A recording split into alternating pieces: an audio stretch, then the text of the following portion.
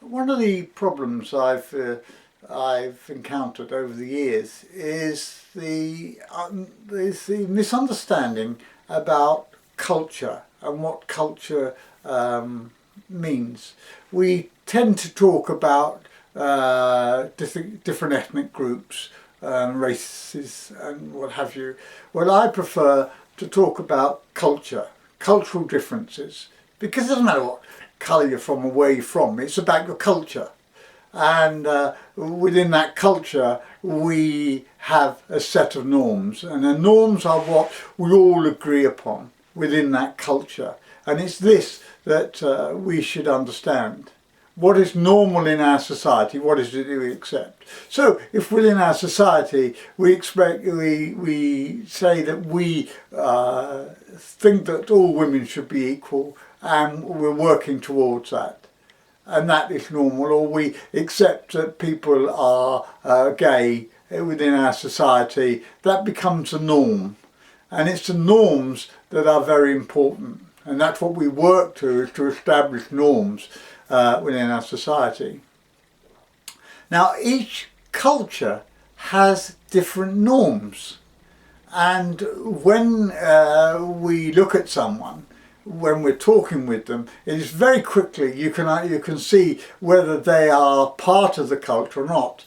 And one of the difficulties we have in this country, and in most countries I think, is that when people come in, we talk about racial groups, and we don't talk about cultural differences. And when we talk about multicultural, I am not sure that people really understand what do they mean by a multicultural society.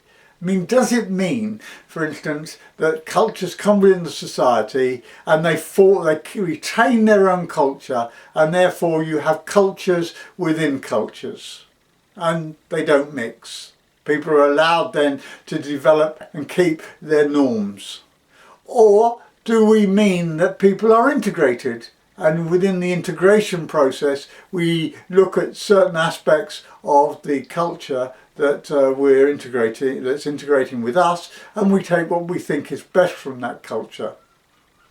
Now, I think integration is a positive way, and we should be working to that. But if you have such an influx of people with a different culture, then if they're running to the tens of thousands, then there is no need for them to accept any of the norms that the country, the host country they're coming into. And we have to then understand what are the implications of this, and what do we as a society need to do about this.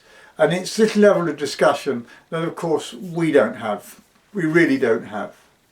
And we fail to understand the norms that we have, because if we just put it down to racial distinctions, that's a nonsense. You can't dislike someone for the colour of their skin. It's impossible.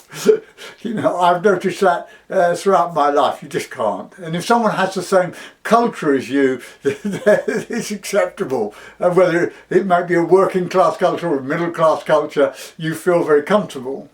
And I noticed coming from a working class background and going into the middle class, that there's a great difference. I remember that I was asked to work with a group from Radstock, some ex-miners, working class women from the mining community, and of course I related to them quite quickly. But my partner, who was very, very middle class, was very different. And we spent about an hour. I spent an hour with this group, and talking with them and discussing the way forward and what I could do, what I had to offer, when Mara came in and asked them if they would like a cup of tea. Very simple. And they were outraged. And they got up and said, "We can't work in here. This is impossible." And just from a tone of voice and the way it was delivered, they felt affronted, because it wasn't norm. This was a different norm to them. And one of the processes of sociodrama I've written is about the norm? How do we get people with different norms to integrate and help to resolve problems? And I've written quite extensively about that, because it's something within our communities that we actually fail to do. So within a group, you get someone whose norm is that women are second-class citizens, and the other person's norm is, I believe in equality. Well, immediately, if you're not careful, they're immediately going to be in confrontation, because they come from two different worlds and two different perspectives about it. And so what we would do is we need then to set up a scenario about the way that each person sees it. So we set up the idea about women being liberated. Now, it is possible that the person who doesn't believe in equality will say, look, this is why I think women should be subjugated, because they haven't got the skills or the expertise or the intelligence or the emotional stability, whatever argument they put forward. That's valid, and it should be accepted as valid. But what is really important is then to be able to explore that.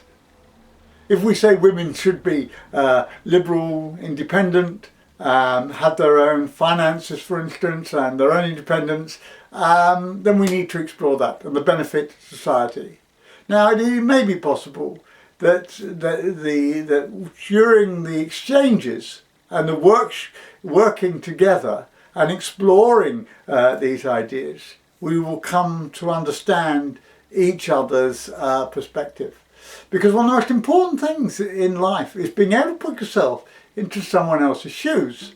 For instance, if a society has and a culture believes that women are second class, we need to know where that comes from, why that's so, and to explore that, and to see how it has benefit society, or does it just benefit one group, and does the society as a whole benefit.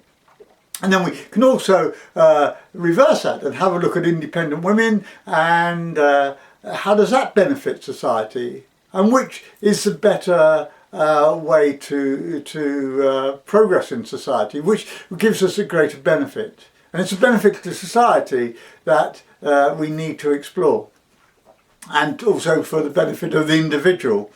And that way, workshops, certainly in sociodrama, help people come together in a very safe situation. So there's not a direct confrontation. And we need to do more of this, because what happens in our society, if we don't address these issues, what happens is that these groups settle and create their own norms, their own culture, and they live within this, and the people who live around them can feel quite hostile to this group, because they feel that, they're different, and they feel uncomfortable, and they don't like the values that they have. And this also goes within small groups within our own community. If people find people who think like they do. So if you get the National Front, for instance, right-wing groups, they will find people who think exactly like them, and that is their norm. And this needs to be challenged, but it needs to be challenged in a way where it's non-confrontational, because by confronting people, it leads to arguments and yelling and shouting and eventually aggression and violence. And we have loads of mechanisms in group work to ameliorate all this, and for people to come to a common understanding about themselves. And the more we understand about norms and people's norms, and why they have arose and how they benefit their culture, the better we understand ourselves. And this is very much a way forward.